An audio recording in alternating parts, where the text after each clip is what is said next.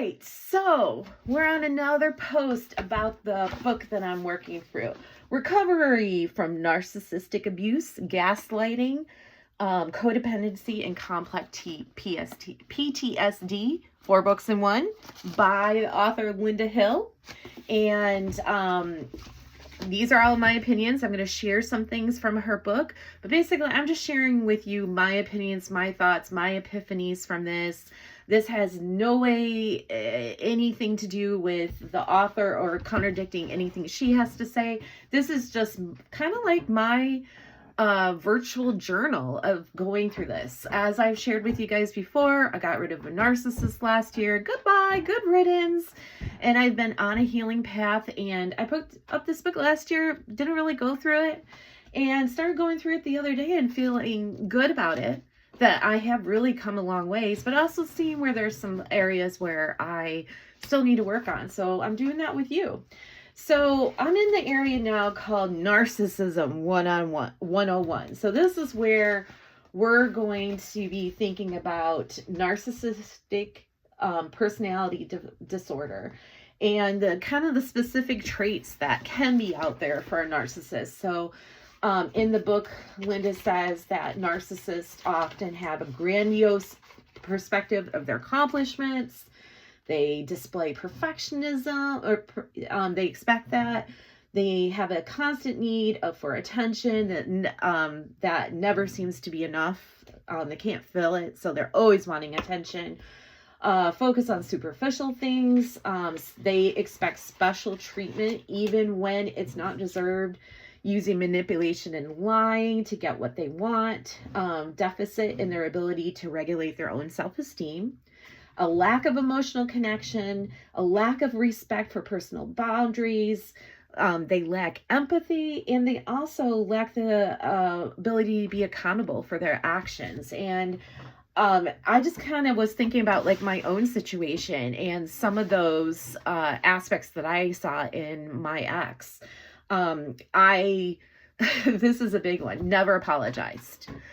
Even when there were times where I didn't feel like I should have to be the one who apologized, I would apologize to start that path of communication so we could get past whatever it was we were arguing about or whatever. Never. He never apologized. I don't think in the 18 years I knew him, I ever heard the man ever say that he apologized by anything.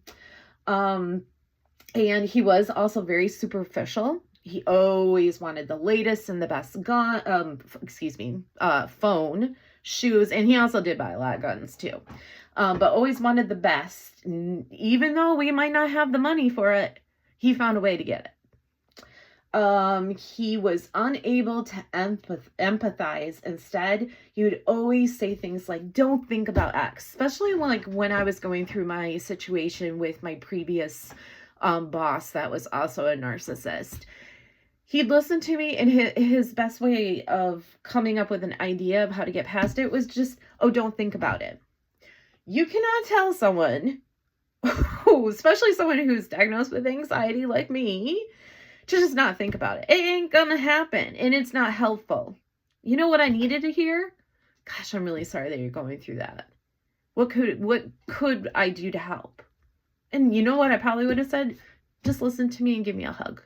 That's all. I don't need you to solve the problem. I just need you to listen to me. But I'd hear that. Don't think about it.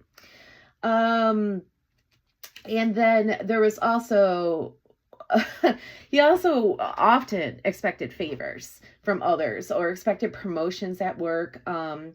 He often would say, oh yeah, I was doing this when it should have been somebody else, my supervisor or above me should have been doing it, but I was making him look good, blah, blah, blah, blah. And then he'd always be like, I got turned down for the promotion because of my race. I heard that from him a lot. And come to find out, after my own little investigation I did, he wasn't well liked at his work. He wasn't thought of as a productive person in his job. And so he would expect favors, but wasn't putting in what he needed to be doing to have those favors even done.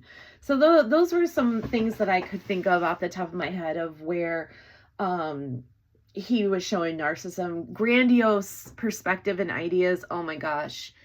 I cannot tell you how many grandiose ideas for him to make money quick that I put money into that failed and never saw a penny of it.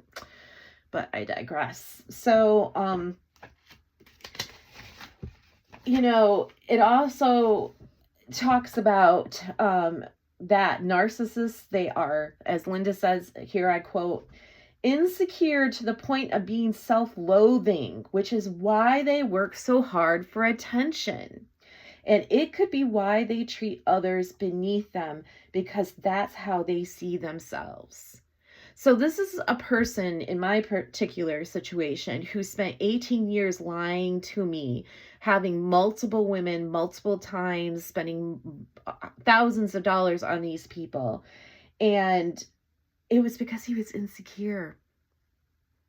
And in the moment that I was able to realize that this had nothing to do with me, it was my aha moment. It was when I stopped blaming myself and placed the blame on him. And it was probably maybe 2-3 weeks after he basically told me that we were done, but he didn't really say it in those words. You have to go back and listen to my story. It tells you everything. But I found out what had been happening, why he was being secretive and everything, and gone all the time.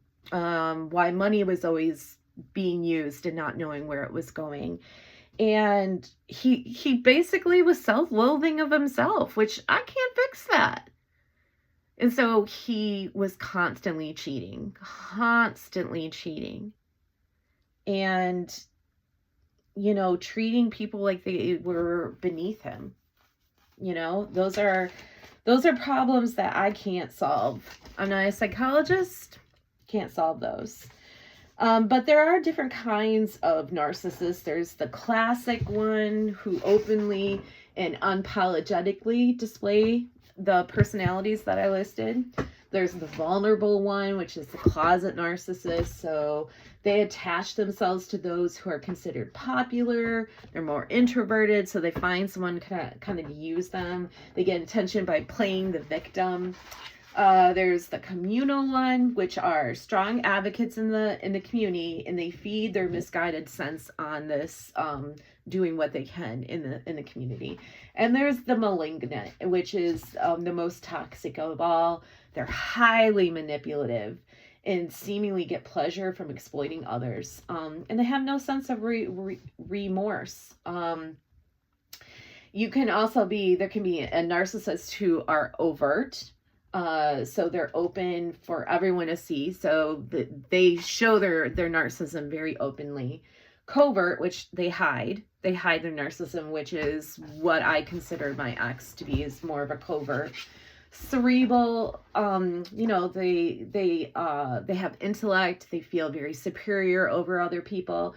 And somatic, which is they judge others by their outward appearance. So that's just kind of like a little crash course of how Linda Hill opens the book and just kind of, you know, puts us all on the same page of what narcissism means. Because we say all the time someone's narcissistic or whatever, but, you know, this kind of goes into the different types and what you would be seeing if you're dealing with someone with narcissism.